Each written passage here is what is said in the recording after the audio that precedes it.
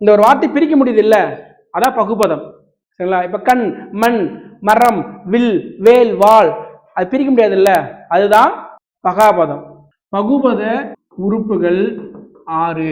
இந்த பதம் முதல்லமா, இந்த பதம் சொல்லுக்கு பாத்தீங்கன்னா வார்த்தை, கிளவி, சொல், மொழி அப்படின்னு பல பேர் இருக்குதுப்பா. இரட்டை கிளவி, 2 வார்த்தை வந்து இரட்டை கிளவி, அவ்வளவுதான். அடுத்து பாருங்க மொழி.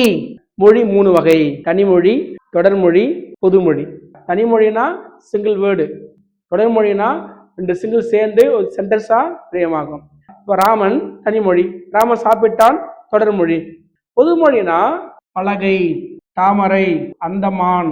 தனியா இருக்கிறப்ப தனித்த ஒரு பொருள் தருதா, பலகை, தாமரை, அந்தமான். இப்ப இந்த சொல்ல பிரிக்கிறப்ப பல பிளஸ் கை, தா பிளஸ் மறை, அந்த பிளஸ் மான்.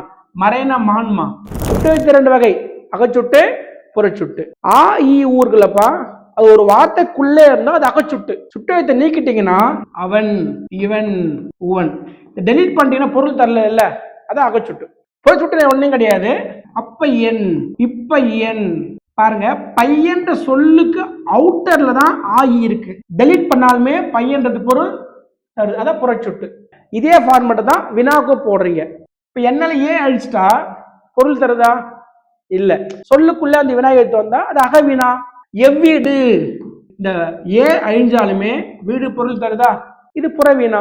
ஒரு சொல் 2 வகை: பல சொல் ஒரு பொருள், ஒரு சொல் பல பொருள். கவனிங்க, சால, உரு, தவ, நனி, பல சொல்மா, ஒரே பொருள் என்னது, மிகுதி. இங்க ஒரு சொல் அப்படின்னா கடி. தமிழ் ஆசிரியர் நாய் கடித்தது, கடிக்கிறது. ஆசிரியர் கடிந்து பேசினார், கோபம். கடி உயர் வானம், கடி உயர் கட்டிடம்னா ஹைட்டு. சரிங்களா? கடிவனம்னா என்னது, விரைவு.